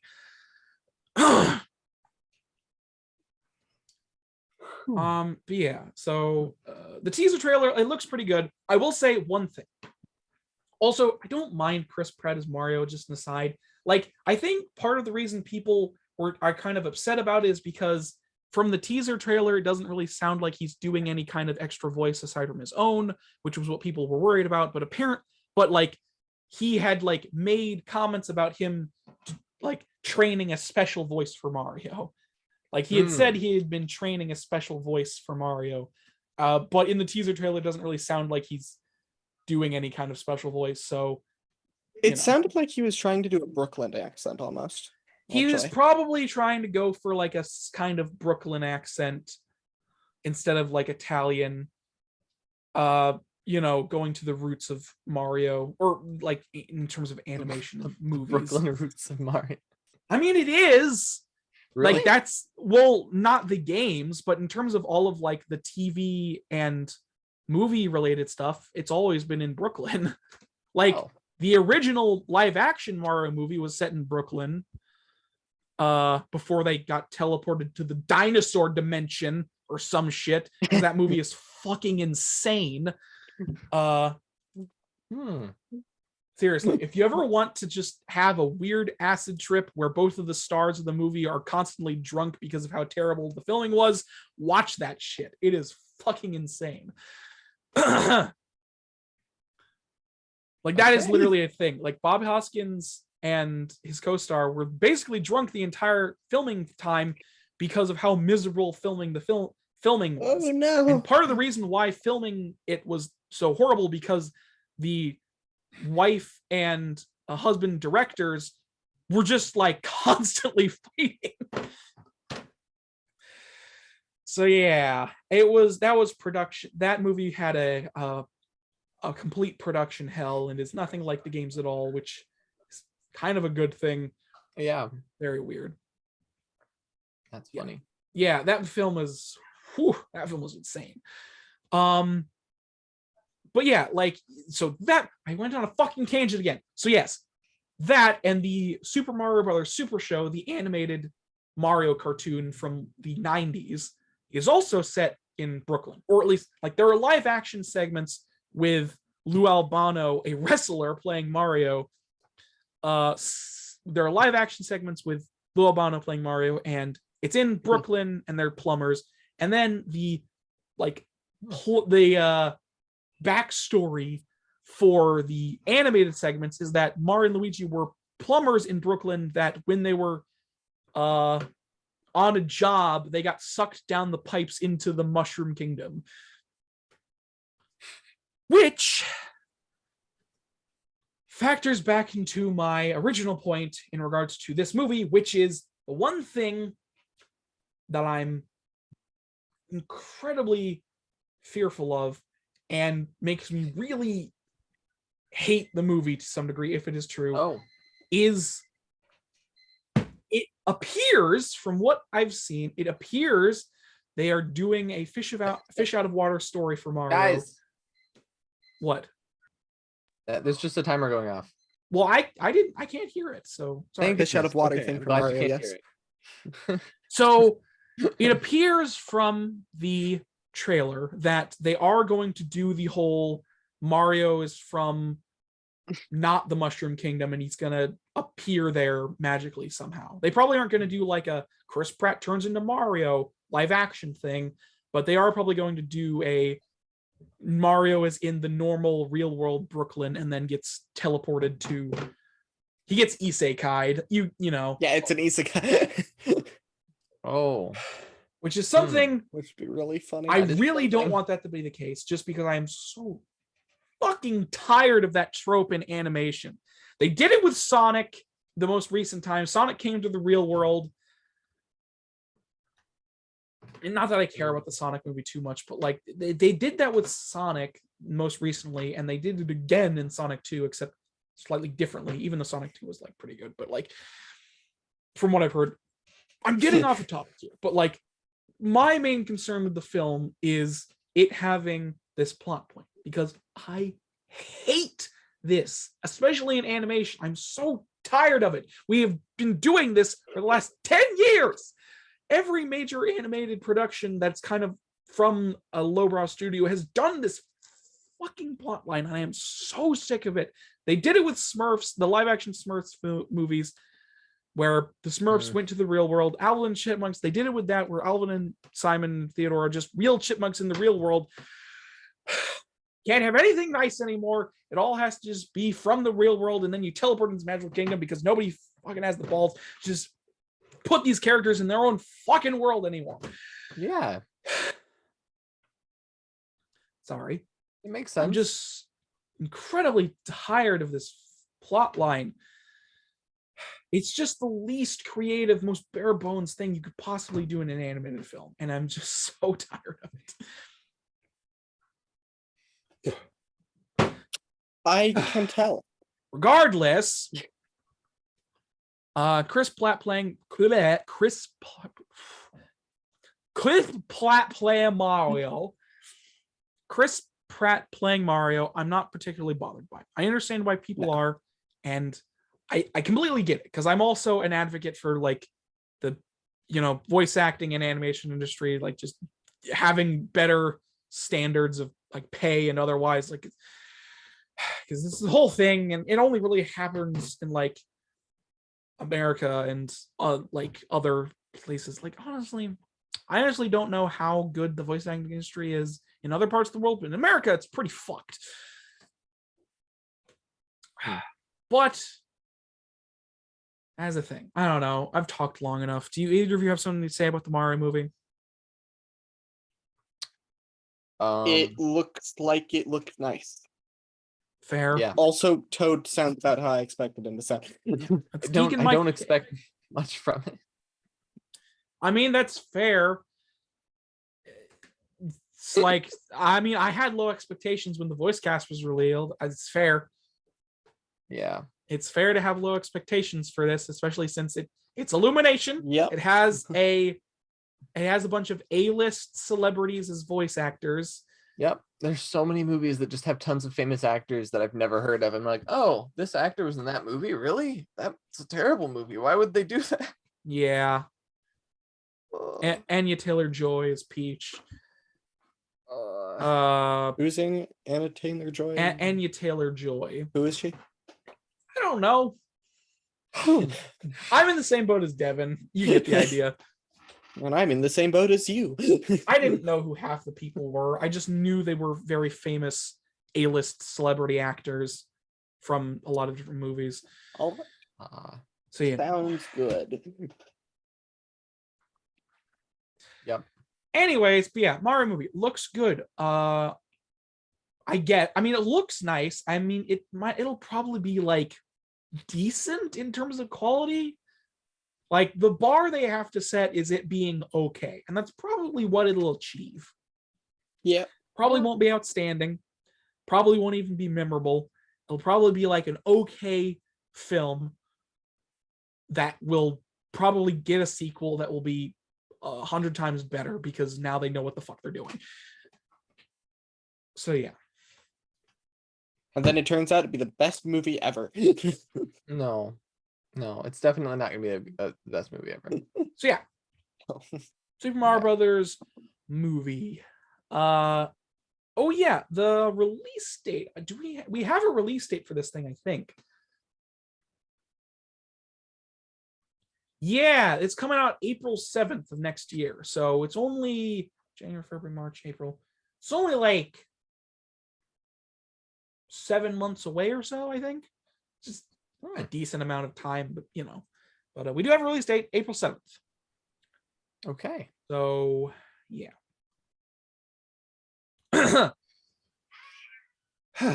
We'll cover a little bit more news and then end the podcast. So next up, just as some minor things, Nintendo has upped their restrictions on adult content for their eShop. What? Nintendo has upped the restrictions on adult content on the eShop. So I'm not sure what that means. It basically means they don't want nudity anymore. Oh, okay. Like adult content, like because before this, you can actually find nudity on the eShop. There are games on there that have nudity in them. But now they have updated the rules, say in regards to adult content. That's good. Yeah, I don't know. I don't really think. I mean, I get from your perspective, but It's a children's no, it's not. Most of the people who eShop. Yeah. no, it's not. think of the children. No, fuck the children. Aaron, that is not a good sentence. Eh. Yeah, no. Think of the children. No, the children can think of themselves. I think of something else. So yeah, so it basically like yeah. So specifically, according to adult game publisher Gamazuma, told fans heard back from Nintendo, its most recent title, Hot Tentacle Shooter. So basically, Nintendo has now ruled that featuring topless anime women are no longer allowed on the store. Following tweet, yeah, now they have to censor their games if they want this on the platform. Yeah, so basically they've updated their rules. They're no longer on nudity on the eShop and has to be within a certain thing. So I mean, like, I don't really play any of the games, so it doesn't affect me, but I'm also not super down with censorship just because, like, Yeah. No, you know, there aren't a lot of platforms in general that allow nudity at this point, and Nintendo was like kind of a last bastion to some. So, you know, it's just an unfortunate thing because Yeah. And it's really like, I don't know which division of Nintendo decided this. I assume the Japanese division, since the Nintendo America does not have very much power to do anything. The only power they have is to mistreat their workers. So I assume Nintendo Japan, the actual headquarters, made this decision, which I guess makes sense because of brand integrity and stuff like that, but also, like, Yeah. I don't know. It's a thing. I guess it isn't really that odd thinking about it. Yeah.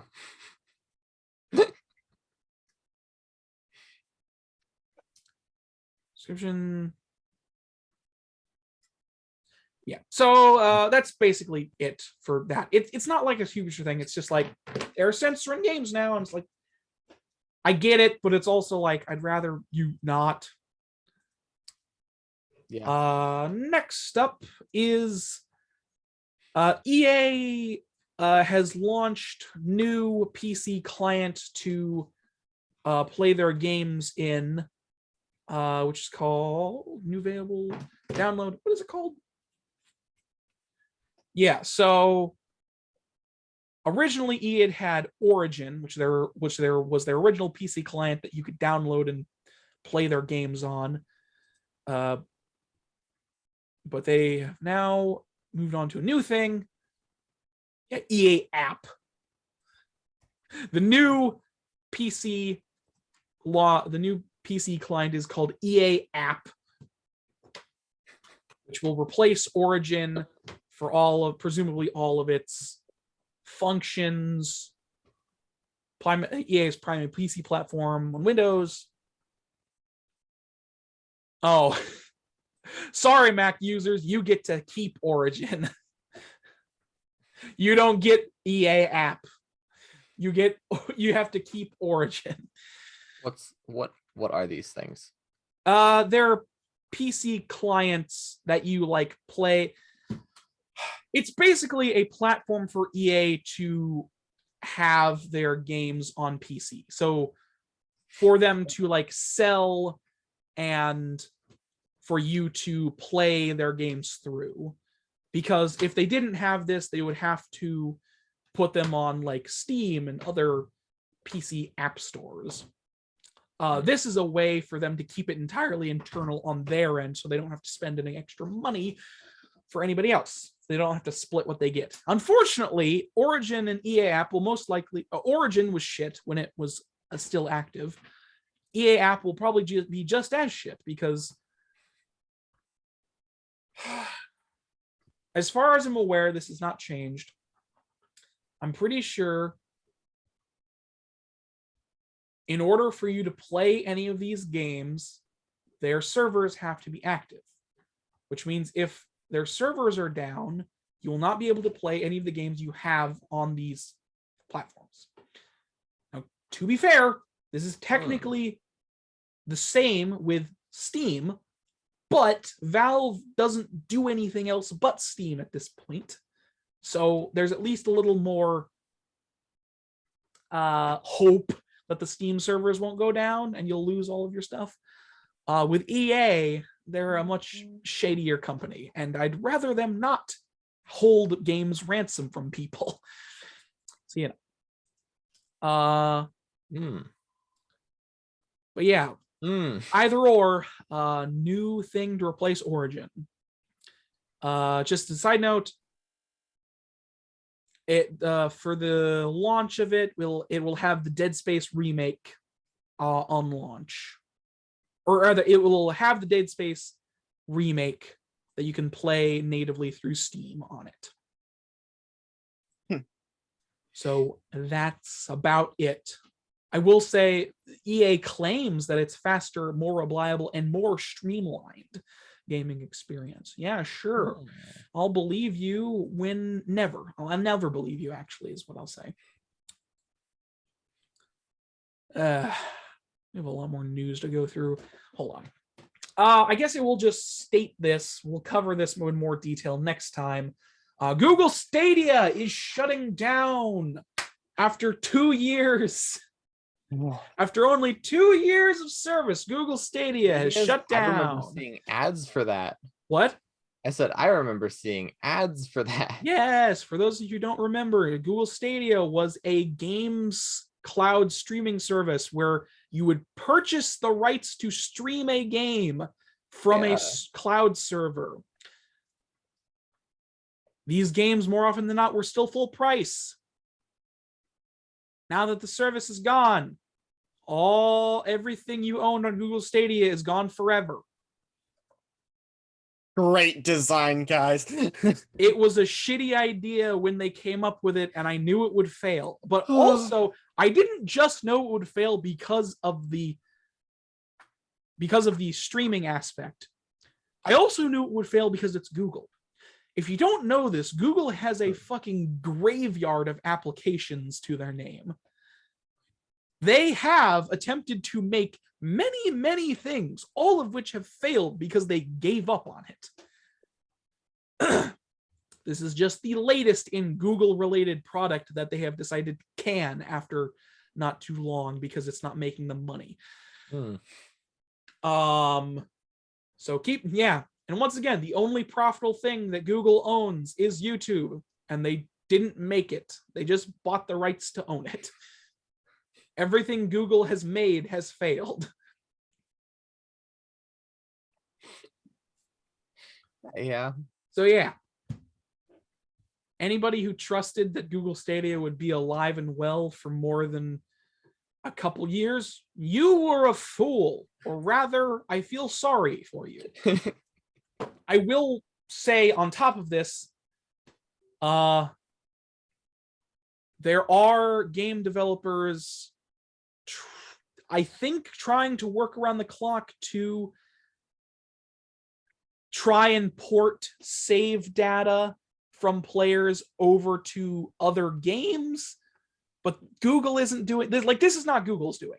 This is other companies being, this is fans crying out. Specifically, one guy had like 6,000 hours on Red Dead Redemption 2 on the cloud. And he's like, Rockstar, can you please port my save over so I don't lose it?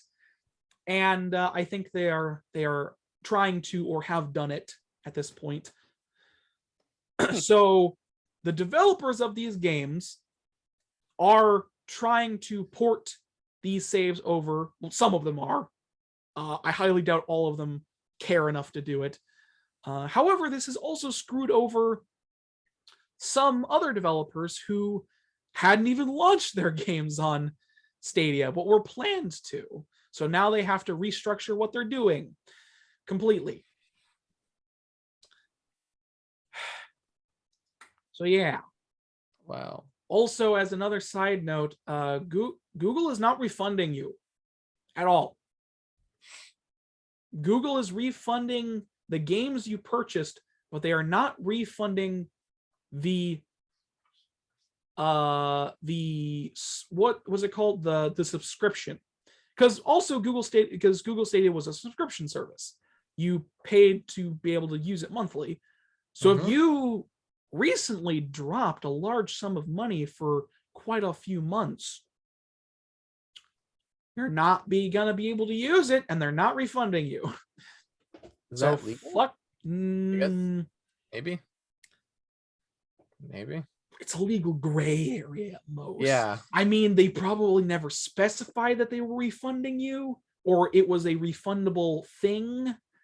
So they're probably in the clear on that. Unless people shit on them enough, in which case maybe they will refund you.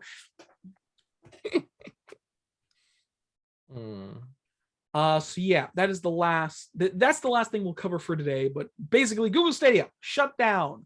I am not surprised in the slightest. Round of applause for Google on that one.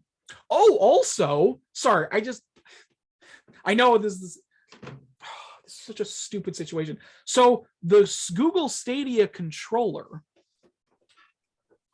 So the Google Stadia controller, which was a controller they published for their platform, unless Google updates it, which they may have at this point, but unless Google updates the functions for the controller, it will become e-waste. It will be useless. So yes, Did you say this, the Xbox? Wait, what did you say is going to be the Google Stadia controller, the controller they made for their platform that they sold for people who got into this, unless they update it to allow Bluetooth, it will become e-waste. Okay. It will be functionless. With the side to this being that you can still technically use it if you connect it with a USB. However, that's not an excuse at all, because I highly guarantee there's lots of people who either don't want to do that or can't do it because of any number of reasons. Yeah. Like the fact that you even have the possibility of a function of the controller not work. Like it was a wireless controller that only functions when the Google Stadia servers are up. Are you fucking kidding me? It was Google technology. They need what to make kind of design is that? They stupid of them. Yeah. Fucking dumbasses. Yeah. Yeah. I mean, I think it was intentional. Obviously, they were intentionally trying to design it with specific things in mind. Mean, yeah, it's because they didn't want you to use it wirelessly on other platforms because they only wanted it to use theirs. The problem with this is that implies Google Stadia would be alive and well several years from now. Oh, wait, it's not. Wow. All right. I'm going to cover one more thing very quickly because it's vaguely important to me. So I was vaguely hoping to never talk about this person again just because I felt like a massive idiot for covering them in the first place. So, what is her name? Frances Townsend, the chief compliance officer at Activision Blizzard, an individual we have talked about before back in this podcast's infancy when I made the very stupid decision to cover a article from Kotaku which was talking about her being a what was the word? A torture apologist.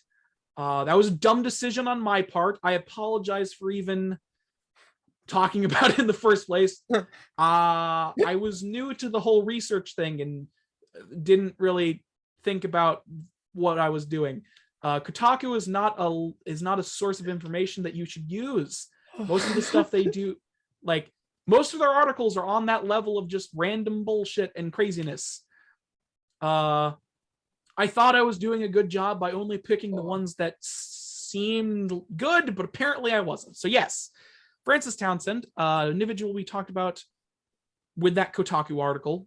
Yeah. I'm a dumbass. I don't like the fact that I don't like the fact that I covered it, but it is what it is. However, she has recently stepped down from the position. So, she is. So the position that she occupied was the chief compliance officer. Now, regardless of that article, which I shouldn't have covered, she is possibly like. I don't like the fact that Activision Blizzard has a compliance officer. I'm just saying. What would the compliance officer like? I don't know. The one true thing about the Kotaku article, as far as I can tell, is that she was originally working for the White House. So they hired her for a very specific purpose. So Townsend, who also serves as executive vice president of corporate affairs, will step down ahead of Microsoft the $1 billion deal that they did to acquire Activision Blizzard, if it goes through, obviously. However, she will remain with the company as an advisor to the board and CEO Bobby Kotick. So she is stepping down from her position, but she is remaining. She is, even after everything that has happened, she is like, nah, I'm sticking with my boys. They definitely didn't do anything wrong. So that tells you the caliber of her.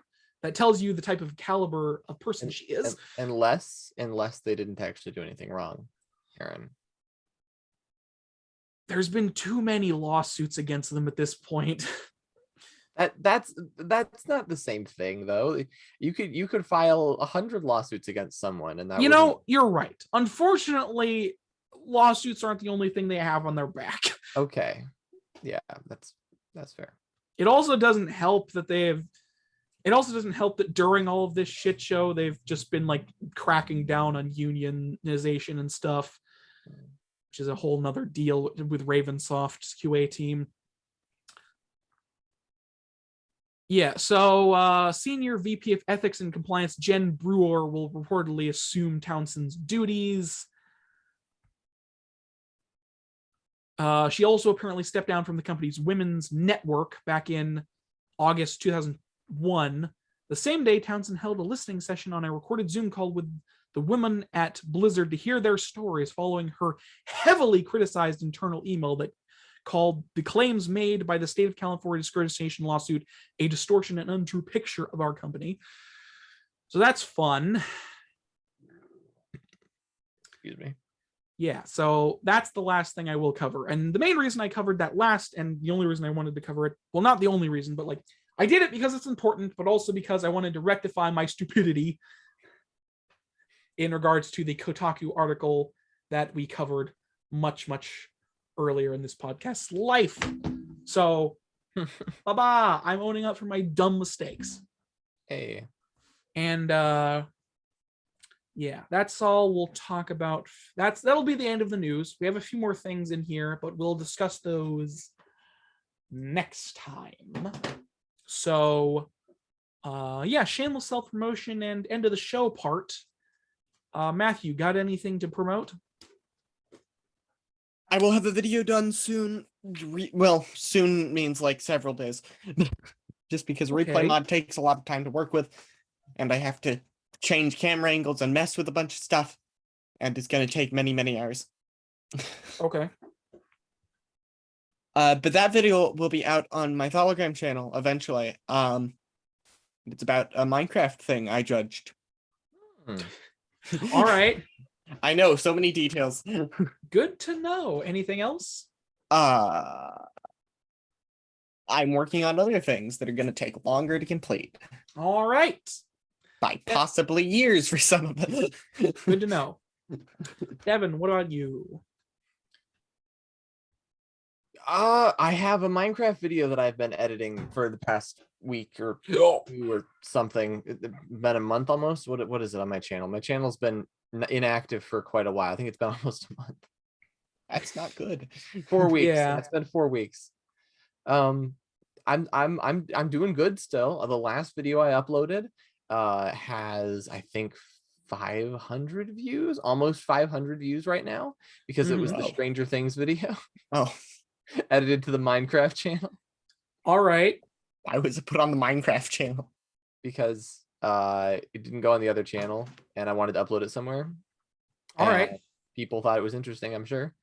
Yeah. Well, at least you didn't create a new channel for it. Disappear for a while, editing this stupid thing, working on other projects. If you want to check out a video that I think is absolutely amazing, that took me a few days, and it was, forget this took me a few days, because it did not need to take that long. There's this great theory about Eowyn actually time traveled into the past and is inhabiting Galadriel's mind. And the thing is, Galadriel and Eowyn, both of these characters are far removed from the original timeline characters.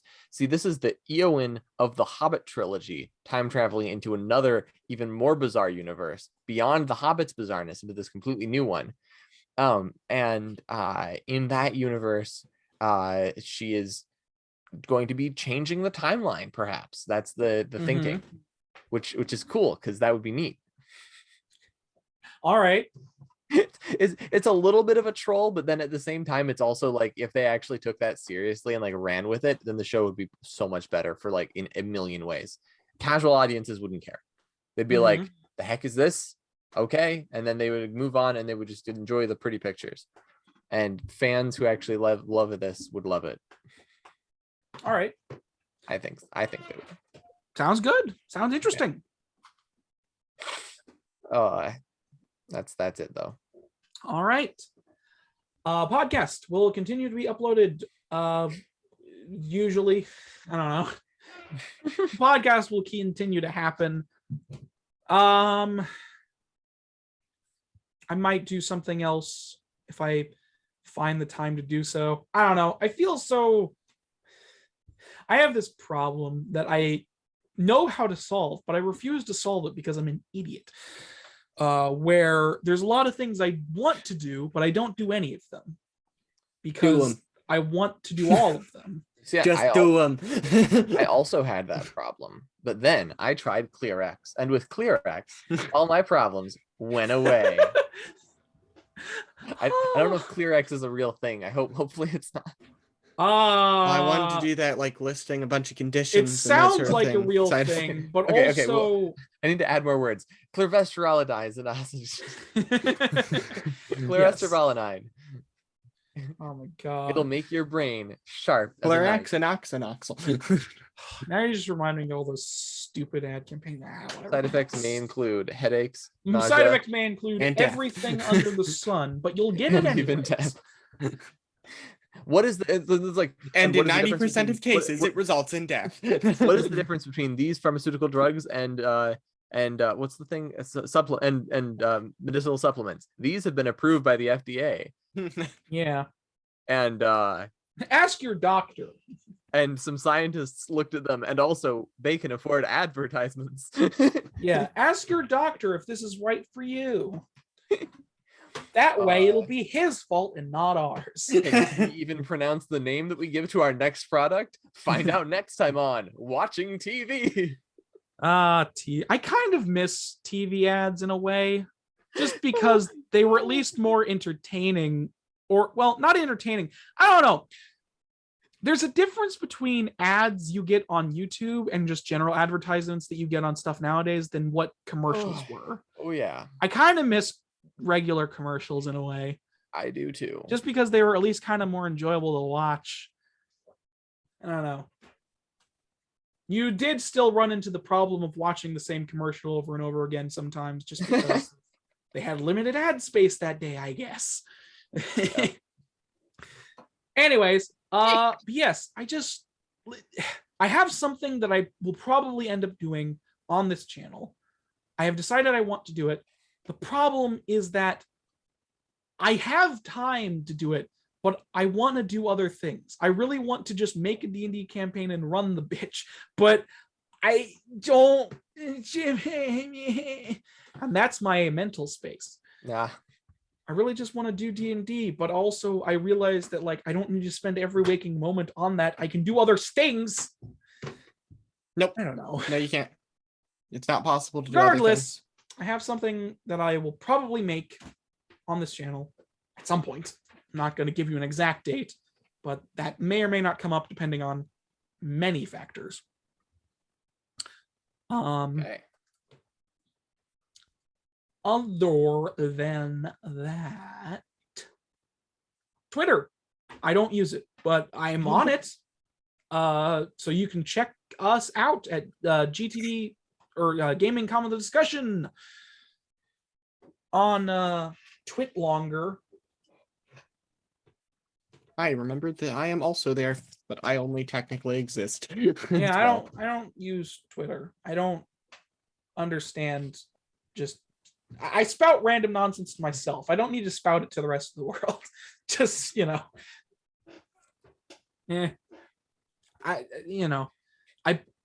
get the idea. I post when but the how do you episodes know go the up, rest and of the that's world about doesn't it. want to hear the random nonsense? I don't know. It's weird. It's this weird self-defeating thing with Twitter where it's like if you don't just post tweets every so often, you're not going to gain a following because people won't realize you're there. But at the same time, Well, Aaron, what's the point of posting anything if there's nobody there? I think Twitter, and this is something I've come to with like my vast analysis and understanding of the general sphere of like the different platforms. Twitter is the place where people who already have an audience go to just share their mind to their audience and famous people. I guess. And people who use Twitter and it's like a social platform, kind of like Facebook, where you have your friends and you're able to see what your friends have been up to. Mhm. But for the most part, as far as like the big social media platforms, it's a social media platform in the sense that you can see what celebrities are doing and you can hang out with your friends. But Facebook is more of the hang out with your friends and family. And Instagram is like the place where you can build an audience if you have like cool looking photos. Mhm. You just post enough of them and you're able to get shout outs for a little bit of a growth. You can blow up on Instagram pretty quickly. Like 10,000 is what I'm talking about. That I can say that blown up. But then YouTube is like freaking easy mode. Compared to these other platforms, YouTube is easy mode, but the difference is YouTube is far more like professional. Your friends and family don't usually follow and watch all of your YouTube videos, or at least that would be weird if they did. Yeah, I mean, also like, I get you, but also like it's a weird. Yeah. No, continue. No. But like, imagine someone making a Facebook. This does happen. People do make Facebook pages, and as like we're making a Facebook page for our company, for our product. It just feels wrong to me. I don't know. I guess in regards to Twitter, like. Yeah, I don't know Twitter though. So maybe there are ways to gain lots of followers on Twitter, and I just don't know about it. I mean, I would use it for me personally. If I gained a following, I would use Twitter more. But that's just because I don't like. Because I think like there are people with there are teenagers with no followers that spout their inner monologues to the ether. Yeah, I don't get it. What happened to just talking to yourself? Why does the world need to know that you took a shit? I don't know. I understand that. I totally understand that feeling. But like the difference with YouTube that you brought up is like I don't feel that way with YouTube, even if nobody watches it, because like I'm putting I'm doing something that I enjoy, and it's something that like I feel good about, that I'm just putting out there, like this podcast. Like, yeah, it's kind of like a virtual diary in a weird way, just because I'm spouting all of my opinions and weirdness, and I'm covering news and stuff, and I'm putting it out there, and it's like, I don't have the same feeling towards it. I don't know why. it's kind of similar, I guess, but maybe it's different. I don't know. It takes more effort to do this than a tweet. Maybe that's the difference. I don't know. Yeah. I mean, yeah. People who would tweet their inner monologue probably would not want to host a YouTube show. No, probably not. I don't know. Exhausting. My existence is exhausting just because of how much I talk. Anyways, last tangent of the day for that. Yeah, okay. I have something coming up. I just need to. I don't know. I have this thought of like making a timetable, but I know I'm not going to follow it. It's like I don't want to make a timetable because then I'll feel restricted, and I don't want to feel restricted because I don't like feeling. I don't like being told what to do. You don't like feeling, Aaron. I don't like being told what to do, even if it's from myself. That's a problem. I am aware it's a problem. I probably have an ego problem. Yeah. I don't know. Might need to get that dealt with. I don't have a problem. No. It's like, I don't know. It's not that big of a thing. I'm vaguely joking about it, but it is one of those things where it's like, I tried to make a timetable at one point, but I didn't follow it because I didn't like, to be fair, if I applied myself, maybe I would follow it. But it's one of those things where it's like, once you confine your life into a timetable, you start following into even more of a routine than you would be otherwise, even if you have free time to do other stuff. It's like, I don't know.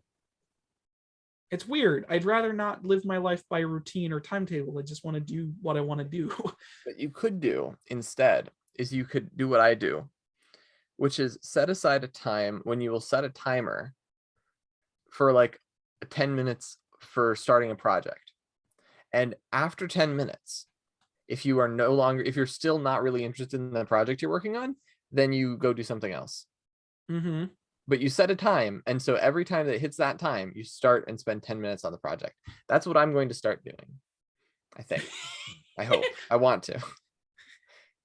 Because that prevents the random mindless drifting, but it also allows the freedom to like, yeah, I'm not actually into this right now. I'll go. No. Yeah, you're right. It's but just you have to start the project at the time. And 10 minutes of your time is not. I feel like it would also help if I had like a workstation and then a recreation station.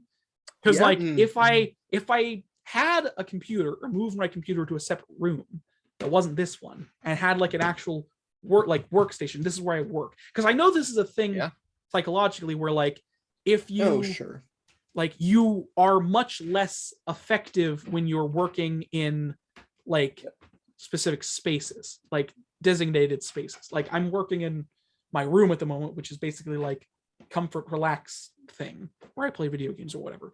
So it's like me trying to do work in here, and it's like I can do that. I have done it before. I just maybe if I had like an actual workstation as opposed to just sitting at my desk doing other things, and also I might get distracted if that's the case. I don't know, because I know that's a psychological thing, but I don't have the ability to set up a workstation. There's nowhere to do it. Put it on your ceiling. No. Like, I don't have the room to set up a workstation. I would also have to move my computer, which is another issue. I don't know. It's a whole thing. Tangent over, I guess. I'm going to reiterate myself one more time and then we'll move on. Doing something on YouTube that is Let's Play and/or Dark Souls related. That is all I will reveal about it. That'll happen at some point when I feel like it's, I guess, whoops.